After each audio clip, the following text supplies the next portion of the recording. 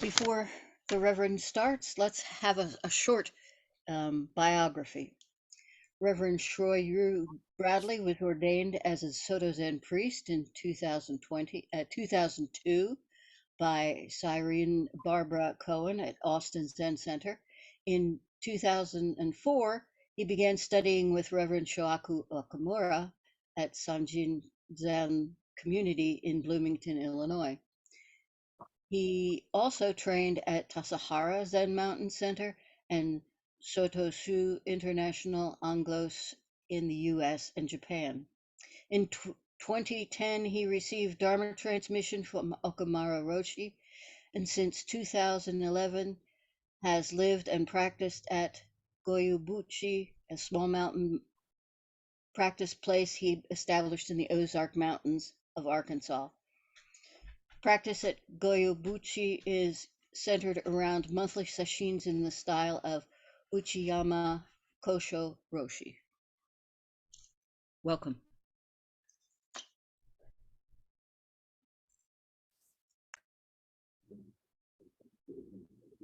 Okay, thank you for that, Lorna. I appreciate that. And thank you, Tejo, for inviting me to practice with you here in the Zoom realm. We're together, sort of, but I hope someday to be able to actually visit Great Tree. It's, I think, probably a lovely place to practice, and I would love to visit someday. Hopefully, I'll get out to East one of these days and visit you there. But for now, we can connect in the Zoom realm, and I'm very happy to be here and appreciate everybody coming. So I'm also located out in the woods. I'm in the Ozark Mountains in Northwest Arkansas, and so I don't know how it is at Great Tree, but we have this satellite internet. We actually have a really good connection right now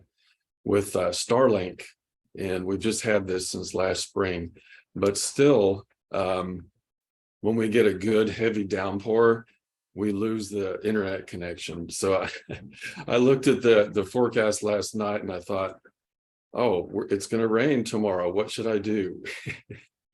And so if it's not a really heavy rain, we're okay. But I didn't know for sure. The other option would be to get in my truck and go down to the square in Kingston, 300 people, their town square. There's an internet connection there. I thought it'd be pretty weird to be giving you, a Dharma talk out of my truck, though. But it might be appropriate for, a former Texan. Actually, I could have brought my hat, I guess, and been in the truck, and it would have been the whole 9 yards. But anyway, the rain doesn't seem so bad this morning. If it does start coming down pretty hard and we lose the connection, then maybe we'll just consider that the Dharma talk. The silence of the of this precept, actually, it might be better than anything I could say. Would be just to say nothing, and that's actually something that we're going to discuss a little bit about this precept. So, of course, I'm gonna talk about this precept of the fourth grave precept of not speaking falsely. And one of my favorite associations around this precept is something Sawaki Roshi said one time. Sawaki Roshi was, a well-known Zen master in Japan in the early to mid 20th century. And I'm in his lineage. He's my teacher's grandfather, I guess, Dharma grandfather. And he had a lot of, interesting sayings, but one time somebody asked him if they could take notes at one of his talks. He was a very popular lecturer. People really liked his talks. But in typical fashion, he yelled out, "No, everything I say is a lie." And so, we're going to talk a little bit about that. What that means, but here I go with my pack of lies. I hope you forgive me for my pack of lies that I'm about to give you in this talk.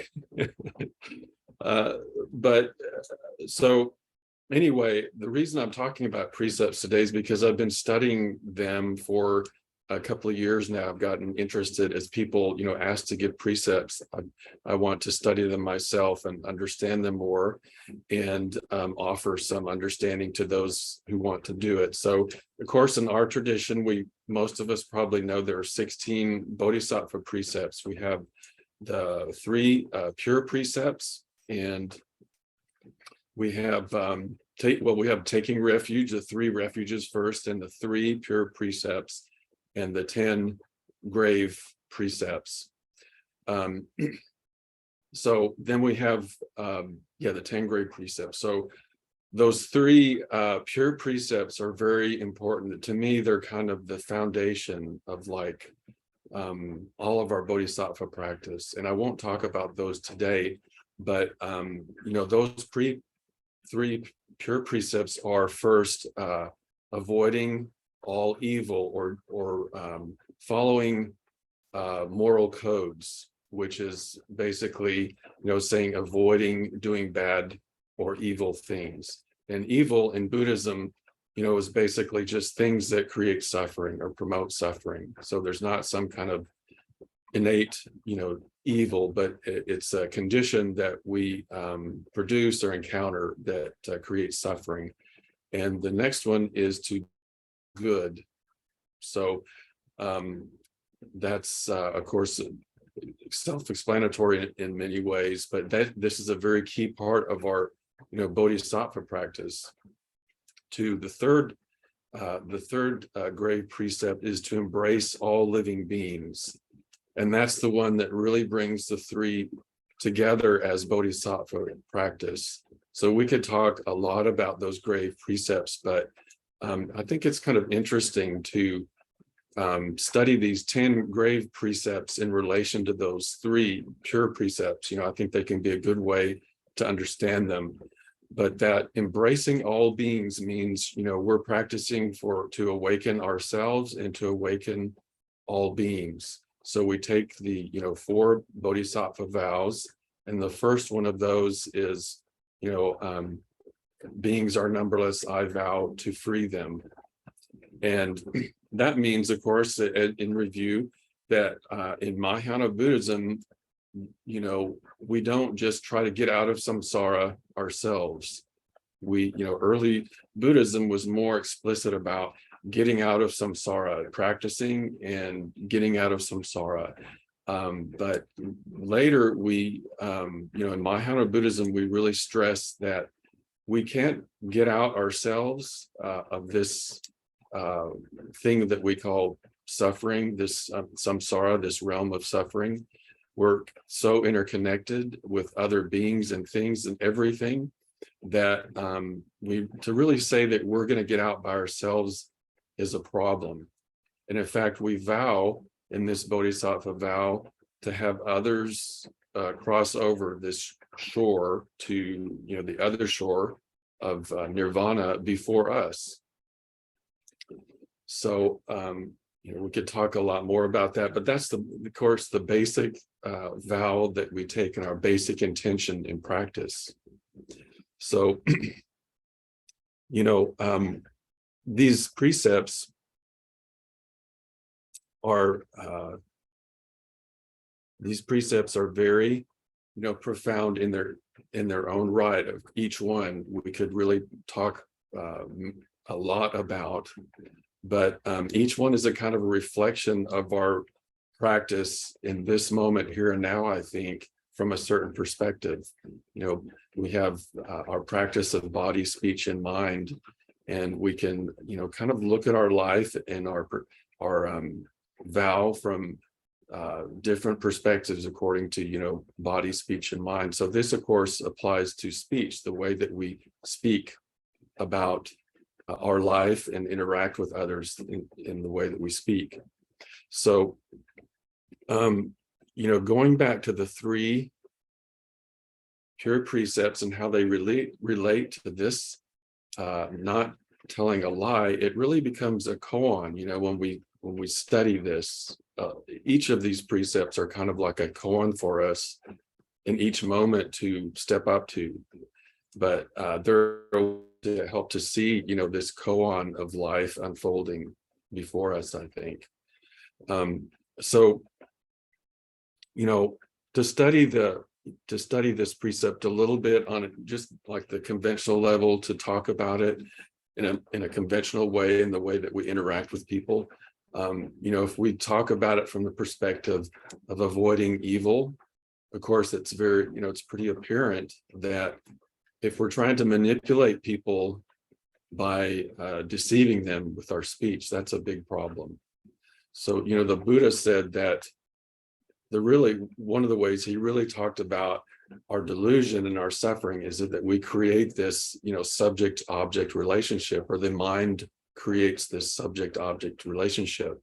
So when some object of the sense organs meets the sense organ, this consciousness arises that we'll call, I consciousness or mind consciousness, or some kind of thing happens in the mind. And he said, in that contact, that's where greed, hatred, and delusion really arises. So if we cling to that contact and think that it's real, that's a problem. So if we encounter people as an object and we try to manipulate them according to our desire,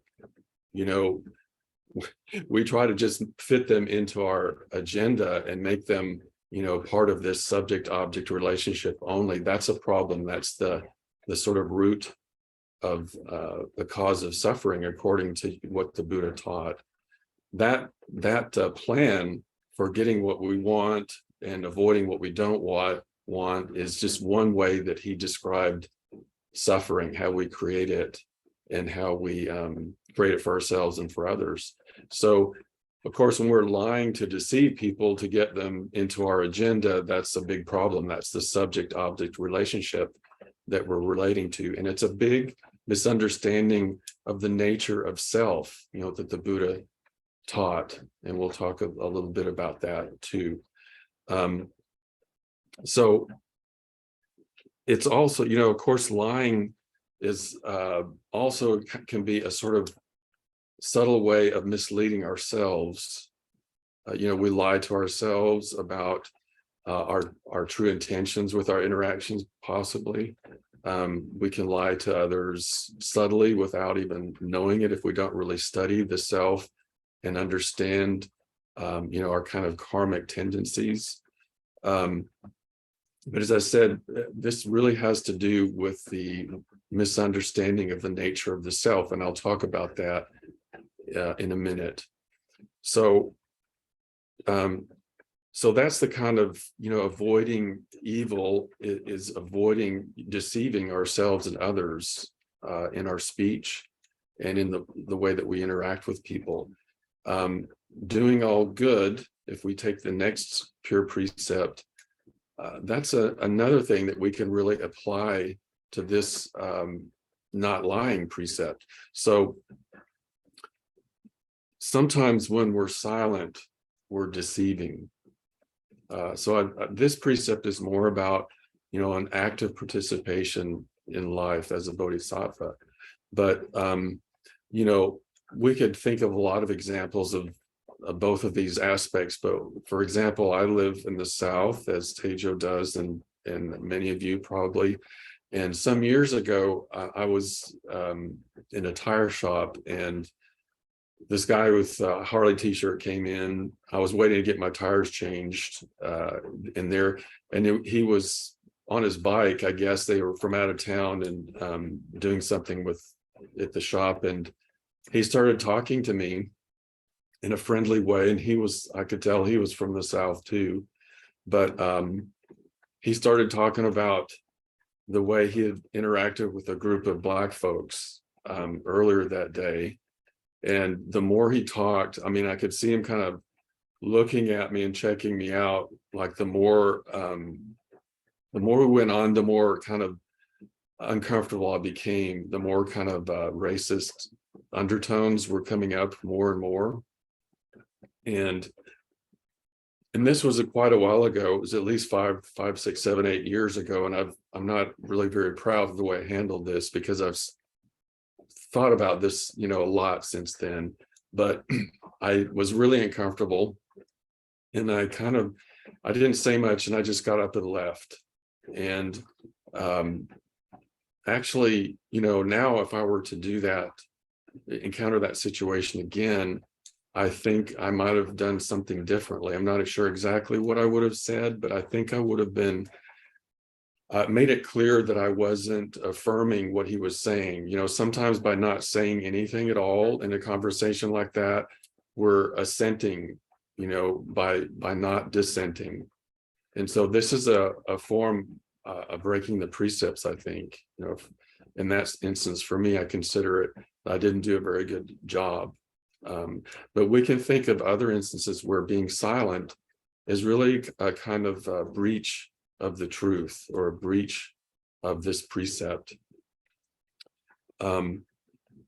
So other ways, being silent, for example, I think of it in terms of people, sometimes how people come to practice here at Gyobutsuji and my interaction with them, and the kind of trust and intimacy we need sometimes in a community to practice together. So sometimes, we have this wall between each other, and we don't open up to each other when we should. When there's a problem between us, between members of the community, and we sort of just don't face it and don't say anything, it creates a problem. And it's scary to put oneself out there and open oneself up and do this thing with other people in the Sangha, or with the teacher, or somehow bring it out into the light. But I think it's really, part of our bodhisattva practice to actively engage in not being untruthful by being silent, acting like everything is okay. And it's really the way that we, study our deep kind of karmic habits that come up with other people. And we can do it in a community of other practitioners, because we trust that everybody has, some level. The bottom line is to practice, not to get your way, the way that I spoke of before, and, just have this kind of wanting to get your way and avoid things you don't like. But as a bodhisattva practice, we all take a vow to together awaken. So there's in the community this kind of trust that we can be vulnerable somewhat to each other. And of course, there's different levels that we can do that at, of course, that are appropriate. But one of the ways that we, I think, sort of tell an untruth is by not saying something when we need to, when there's a difficulty, when there's some kind of conflict or some issue that we need to bring out into the open. So, those kinds of things are an opportunity for both people involved to learn something about themselves and each other and their, karmic habits, to really study the self. So I'll talk just a little bit about some more things here. One thing that comes up for me too about this silence of not saying or not interacting when we probably should is this phenomena of ghosting, that's happened really since the internet has arisen. It's a really different culture for me. I'm a pretty old guy, and I most of my life was lived before the internet, came about, and there's a certain way of doing things that just seems like it's changing in the culture. So often it seems like the ghost of, a relationship is left in this really ghost-like state. I think it's a good term. There's some kind of unfinished business between people, or, that never gets resolved, or at least has any closure. So, a lot of times when, it's easier that way, when something difficult happens between us and someone else, or there's a difficult issue to face with someone that you don't want to face, or you think that, it's better not to encounter them again. It's easier just to blow it off and not interact with them again. In some cases, maybe that's actually the best thing to do. Of course, I understand that in some cases it might be the most wise thing to do. But in most cases, I think, or many cases at least, we can leave a lot of ghosts in our life, where that opportunity to understand our own karma, our own conditions, and the other person's perspective, or just the simple courtesy of saying, we're both human beings, we disagree or whatever, but let's somehow acknowledge that we're ending this relationship or taking a different direction or whatever. So this kind of phenomenon, I think, is a problem, at least in my perspective. It's just kind of another way that silence can be a way of not speaking well, of kind of lying, in my perspective. So anyway, we might talk about a few more things in a minute, but I wanted to kind of go on and talk about this precept from a little bit more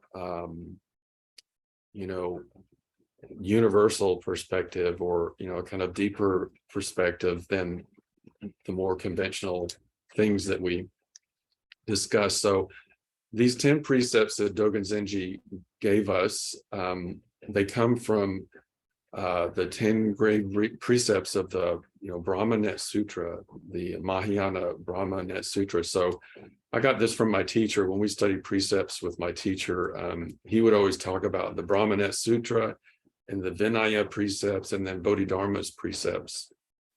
But so I like to do that. I kind of present the different sources that we have these precepts coming from. But this Brahmanet Sutra says, basically,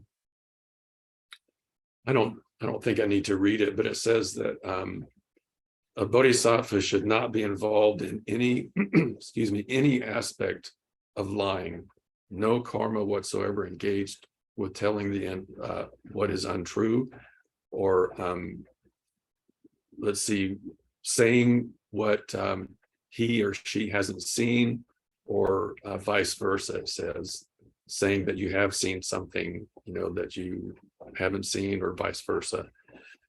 So this precept says there's no way we should tell anything false. If you do, that's a parajika offense, and you're no longer a bodhisattva. So it's pretty tough. But Mahayana Buddhism, the good news is that we can always return to our practice again. We can always, once we take those precepts, we always have them. We can become a bodhisattva.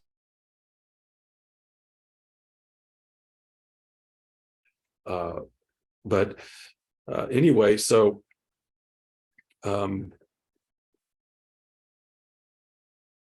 this lying that it's talking about, I think, as I mentioned earlier, is really about misrepresenting the nature of the self and reality. So what is that? What is this reality that the precept is talking about? And that is emptiness, is one way to talk about it. The emptiness of the self, or it really just means, impermanence. Everything is always changing, and everything is connected to something else.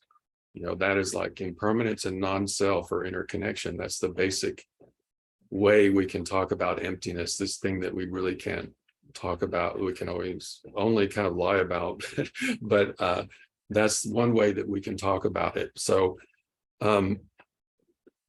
if we cause others to think, or we deceive ourselves into thinking or believing in this permanent individual self, excuse me, or that something else in our life is permanent and unchanging, and we can grasp that thing and manipulate it, that's the problem. That's what this precept is talking about. That's the way we create suffering. So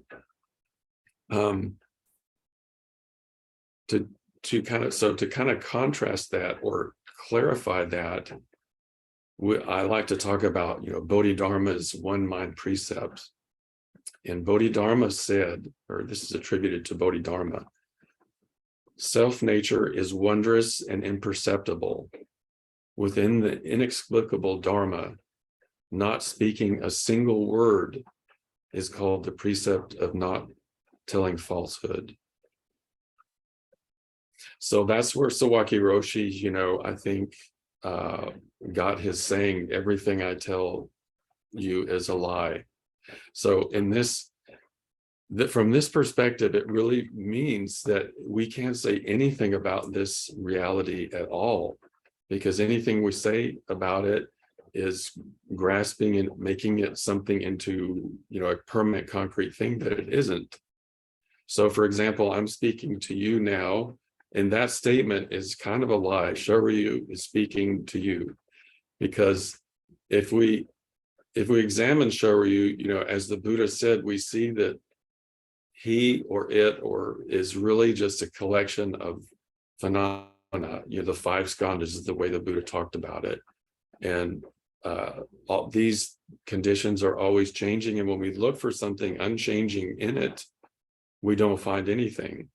So even when I say, I'm speaking to you now, by the time I finish that sentence, I'm a different person than I was, at the beginning, because I'm a few seconds older. And sometimes I might think I'm a few seconds wiser, but I don't know if that's true. I hope sometimes it's true, but what I'm saying is being affected by the way that you're interacting with me too here in this place, the way you might be smiling or going to sleep. Sometimes, that happens pretty often in my talks. People go to sleep in the background, but I don't blame them, but it's going to affect what I say. And so I'm always, this thing that's arising, this I call me, is always changing, and there's nothing we can fix on. And this thing we call now, by the time I say now, it's a different now. By the time I say N-O, now, the now that began when I started the end is a different now. It's ungraspable. We can never really understand what now is, even though, it's all we have. So it's kind of a lie to say Shoryu is speaking to you now. Even so, that's kind of what this precept of Bodhidharmas is pointing to. And so again, it's talking about the subject-object relationship that language is based on. So that's a problem. Language is a problem because in English, especially, we have to have a subject, at least implied, and an object. And you can't communicate really without it. You can't say anything without it. So anything we say is really different than the nature of our life and the way it unfolds. And so that's why Bodhidharma says you can really say nothing at all, So as I said, this is kind of what Sawaki Roshi was talking about, and it was a source of another famous statement of his. Is he said, just shut up and sit down. He just said, shut up, sit down, and do zazen. And that is the deepest reality that we can express. So, that is really the avoiding of evil in this precept, is just letting go of this subject-object relationship. And that's what we do, in our zazen practice. So the subject comes up, and the relationship and the me and you comes up, but we just let it go. As Suzuki Roshi said, we keep the front door of our mind open and the back door of the mind open, and thoughts and emotions come in the front door and go out the back. We don't invite them to sit down, for tea with us. That's, what we do in our Zazen practice, is we let go of this subject-object relationship, although it comes up over and over again. And so we're just sitting, in this reality of impermanence and interconnection that can never be expressed. So,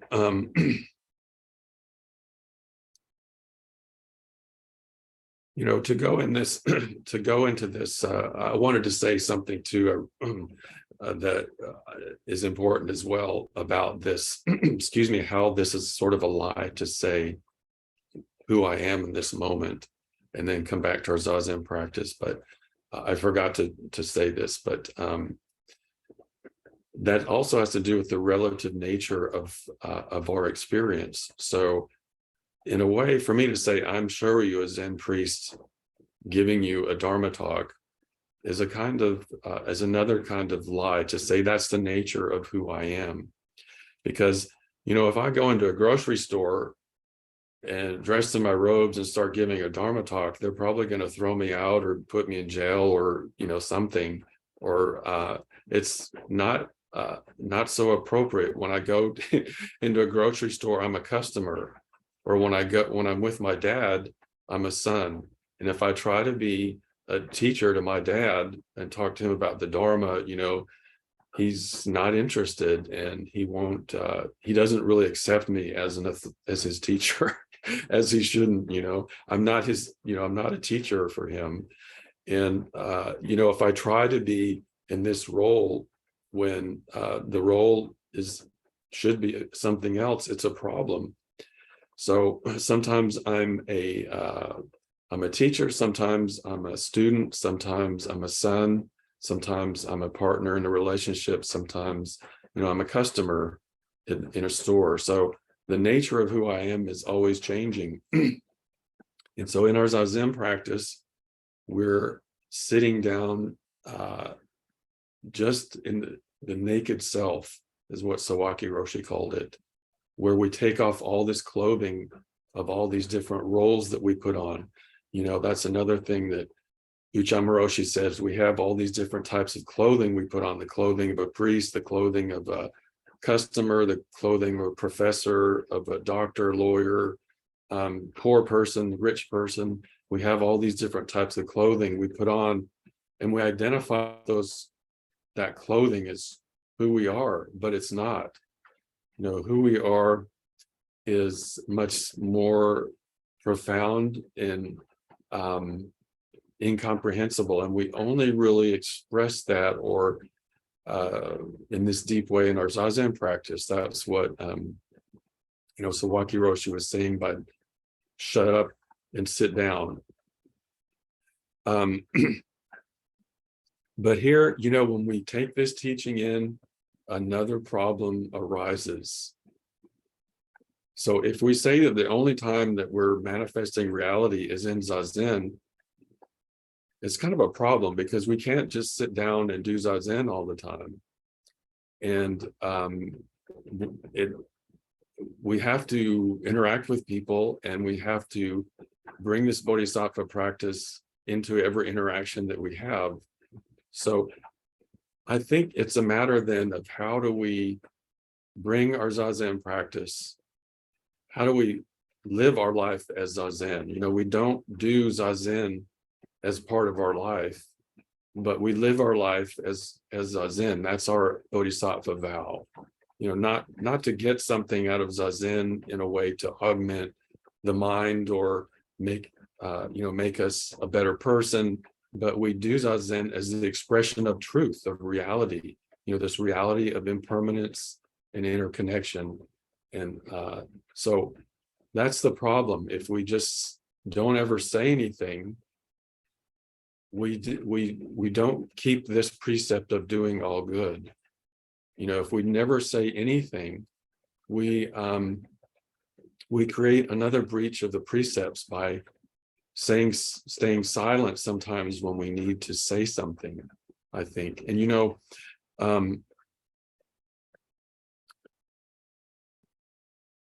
as a bodhisattva, we have to manifest compassion as our life. That's what we call, you know, compassion, saying something when it's needed to be said.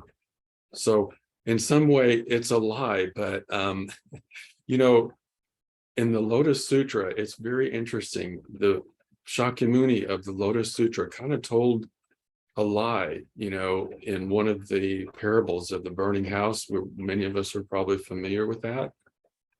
You know, he gives this parable of a father who has these children in this house, and they're so absorbed in playing with their toys that they don't realize that the house is on fire and it's going to consume them. And of course, that house is is a metaphor for samsara, or, our delusive life of suffering.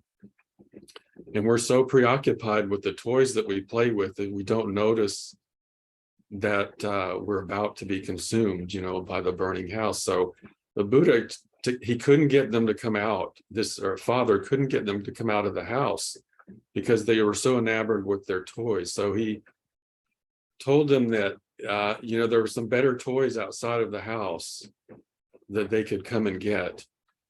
But he only told them about the toys that they could understand, because he knew if he told them what they would really get, they wouldn't get it, So they come out of the house and they actually find something much better, than what the Buddha promised them.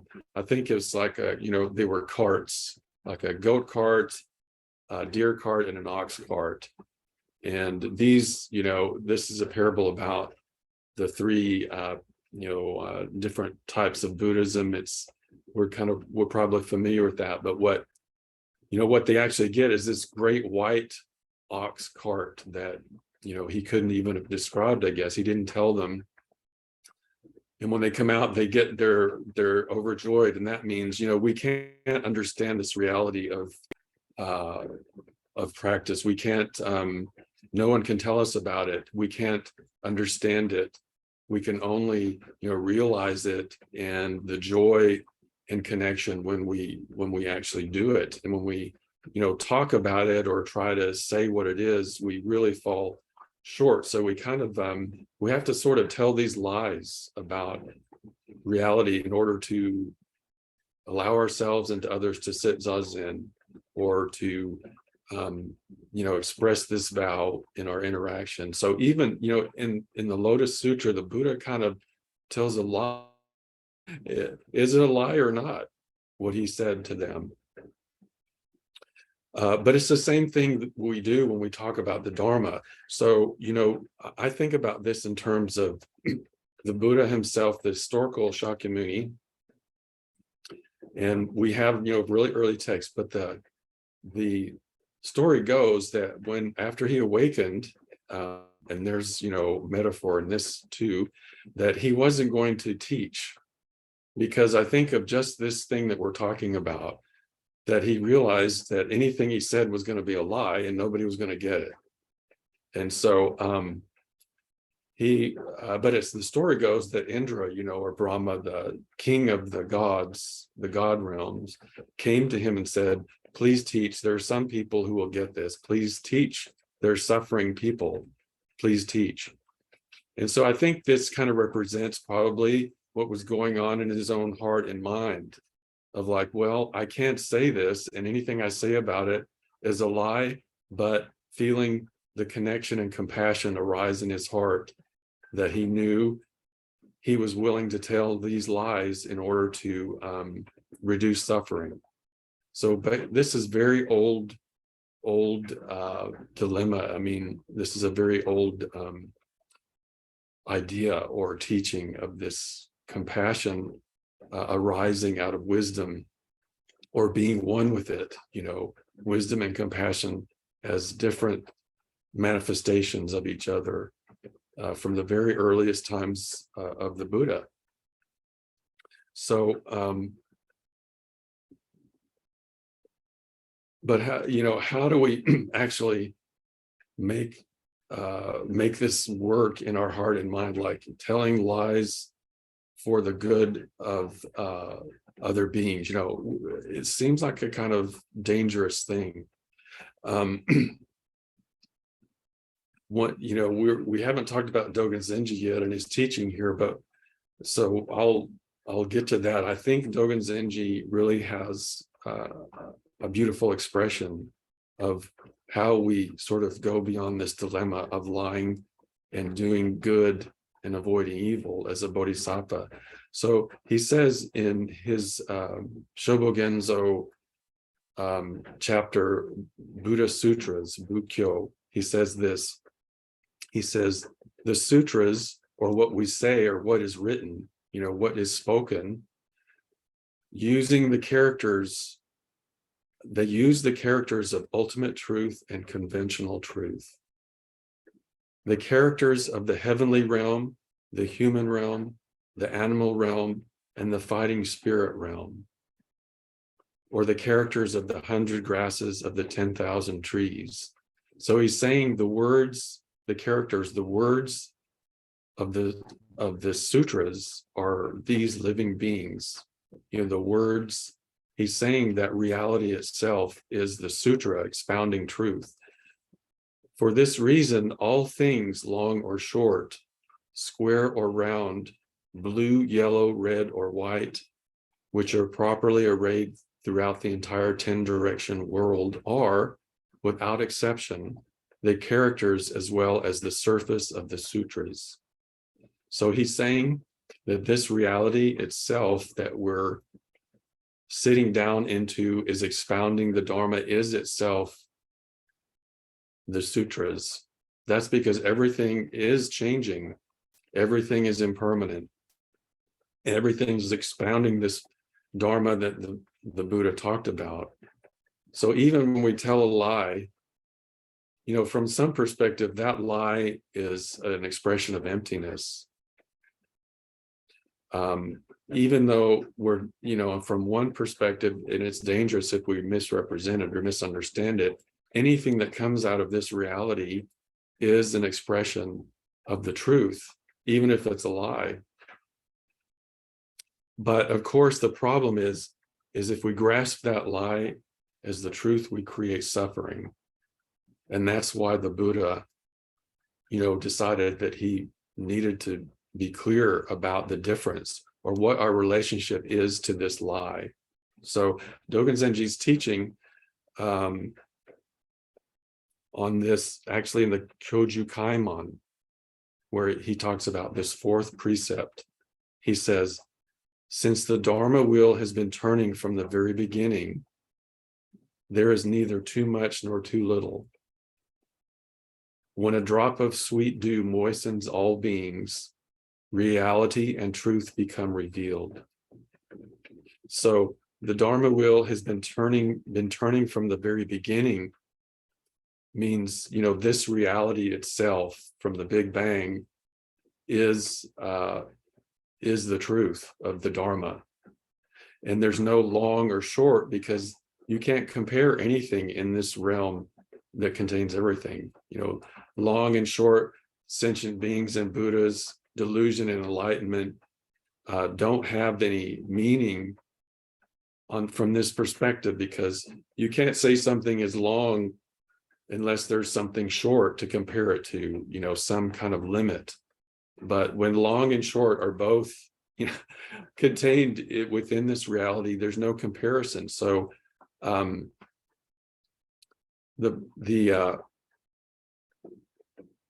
what he says is that we can tell this lie, as this lie becomes a drop of sweet dew, becomes the Dharma itself. The Dharma itself, when we understand it as practice, when this drop of sweet dew is our practice. So the reality is revealed when a drop of sweet dew of our practice moistens this reality. So when we practice that practice and we see that we don't cling to that subject-object relationship, we're moistening this reality with a drop of sweet dew. So, to me, this is a kind of really important thing. So when we are speaking now, as I'm speaking now, there needs to be some place that's silent in my heart that knows that what I'm saying, is a lie, or knows, for example, if something comes up and it says, I want to look like I'm a good Buddhist and give a good talk, that's a problem. That's not a bodhisattva practice. It can come up where I'm a human being like everybody else. We have these things come up, but we don't have to do this. We can just let it come up and let it go and come back to the silence of Zazen in our heart. So when we're speaking to someone and we're having an argument, for example, the thought comes up, this person is a jerk, or this person is stupid and they're on the other side of the political spectrum and they should be sent away, or something to that degree. When we really get annoyed, sometimes these crazy thoughts come up. But our Zazen practice, where we let go of everything, is directly related to the way we can speak in the world too. So when we're familiar with this letting go in Zazen, we can understand more deeply how we can let go off of the cushion too. And to me, that's the sort of point of mindfulness practice. Mindfulness isn't about learning to bowl better or shoot a bow better or be a better public speaker. It's really about being aware in this body and mind, its karmic habits that come up in the here and now, and practicing with them. So if we're not familiar with the way that we criticize ourselves or others, or we judge, if we don't see that in ourselves and we don't let it go in our Zazen, for example, we have no way to practice with it. It carries us, away, and we really believe in those things, and we're really clinging to a lie and expressing a lie. So the issue is that it's kind of the nature of our society is based on these kind of lies, that we're separate, we're living different lives, and we need to compete with each other and get our piece of the pie before someone else does. That's kind of the nature of karmic samsara, society too. But we don't have to join that realm. We have to be able to practice with the silence of Zazen when we're in a political debate, when we're in a discussion with our loved one, when we're talking to our students in a classroom, always coming back to this silence of Zazen, and this silence of impermanence, everything always changing, and always expressing a reality in this way of interconnection. So I know I'm running out of time. I'm talking a long time. One thing, I would say about this too, Dogen Zenji in Hokyoki, he has a record of when he was talking to his teacher in China, and he was talking to Nyojo about what is dropping off body and mind and what is, being awake. And Nyojo says, Buddhas and ancestors practice many virtues, generation after generation, and allow their minds to be flexible. Allow their minds to be flexible. So Dogen made a prostration and then asked, what does allowing the mind to be flexible mean? And Nyojo said, affirming the dropping off body and mind of the Buddhas and ancestors is the flexible mind. This is called the mind seal of the Buddhas and ancestors. So dropping off body and mind, practicing virtues with the flexible, practicing virtues, but not clinging to those. Having Zazen, affirming dropping off body and mind, which is Zazen. Nyojo said, he also said to Dogen Zenji, Zazen is dropping off body and mind. It's not something, we don't do Zazen to drop off body and mind, but Zazen itself is dropping off body and mind, this letting go. So we affirm the Buddhas and ancestors with this flexible mind. I thought it was an interesting and beautiful thing to say, this flexible, pliable mind that can change and adapt and dance with reality, as it unfolds. That's our Zazen practice in our interactions with everyone that we encounter. So then our speech can be an expression of the sutra of reality, turning this dharma wheel of all beings, expounding reality, rather than me trying to manipulate you or this thing as an object. We let go of that subject-object relationship. But as a bodhisattva, it's a koan because we have to use that relationship in order to say anything. We couldn't meet today on Zoom if we didn't use the subject-object relationship. We couldn't press the right keys, or we couldn't say that it's 9 o'clock even if we don't tell a lie about the nature of time and separate people and things. But we can do it in such a way that we don't cling to it and believe in it. And we know that it's all going to change. And we keep coming back to this vow, of silence, and the vow of the flexible mind over and over again. So I better stop here. I spoke a long time. I think we're supposed to be finished by now, but I'll stop here. And do we have any discussion, or just end, or is there questions usually? Or I know we only have a few more minutes, but is that the kind of protocol? We'd take a couple of comments now, if there are any. Yeah. Okay, great. If anybody has anything they'd like to add or Subtract. Yeah, yes. Chris, did you have a question? Very skillful. Shoryu, you spoke to my heart, and thank you so much.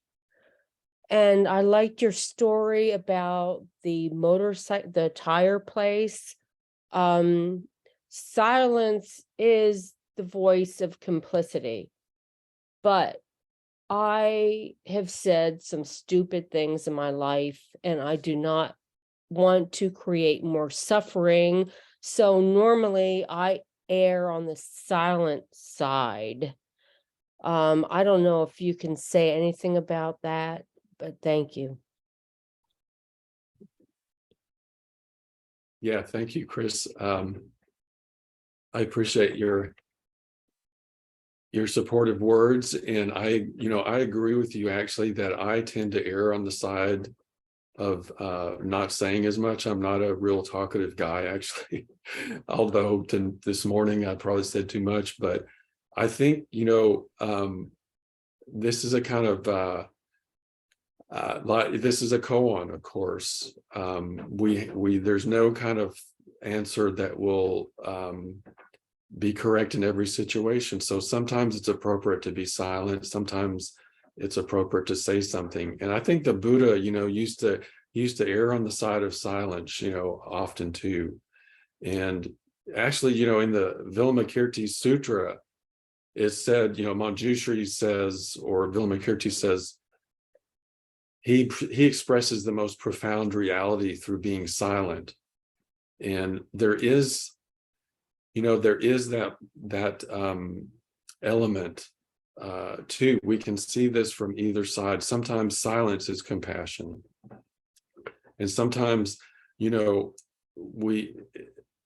it's not so compassionate to tell something that's true about them, even though it's harmful, but not supportive, or there's no reason for it. So to be completely honest, or to say something completely honestly in every situation, is kind of a clinging to something, a concept, or a moral code that goes beyond what the real reality before us is asking for. So I think traditionally we do kind of favor this silence. I would agree with you, and it's what we do in our Zazen practice. Of course, that is really the only time that we don't have to discriminate at all. We sit down and shut up, the way Sawaki Roshi said, and so in some way it's sort of the most pristine way of expressing this reality. So I think I would agree with you that I would err on the side of silence, but I also know that but through studying my karmic tendency, I know that I often don't say something, or I have in the past not said something when I should have. And so for one person, it might be trying to say less than they usually do. And for another person, it might be saying more than they usually do. I think it depends on our kind of karmic makeup.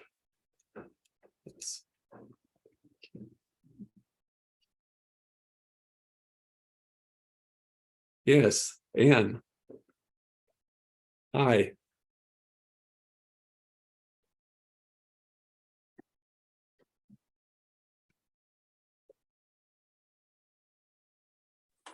Okay, I think I'm unmuted.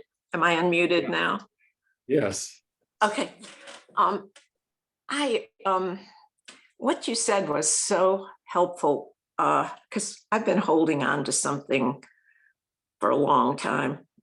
A situation where I felt totally compelled to say something, but it was really in conflict with my sense of what was right.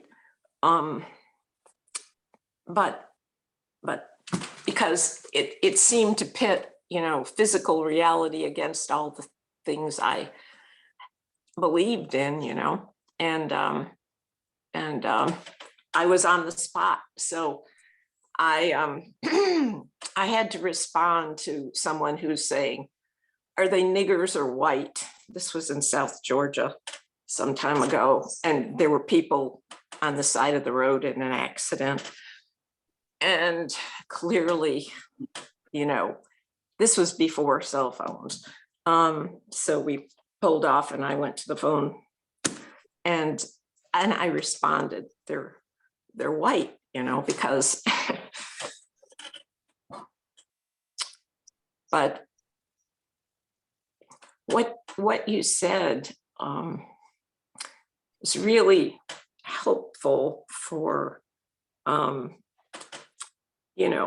simplifying the whole situation into just this moment and just doing something that seemed helpful and, letting all the rest of it,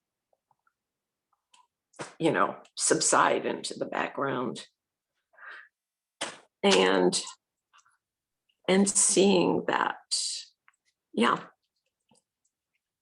that was valid in the situation, I mean, you can't deal with all of the ramifications of everything in the situation. You kind of sometimes just have to pick, what are you going to respond to? And that's maybe okay. Thank you.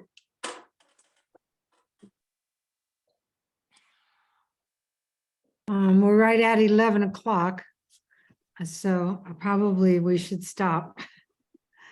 I have things I want to say too, but probably this is enough. So now we give back the merit. And I think if you haven't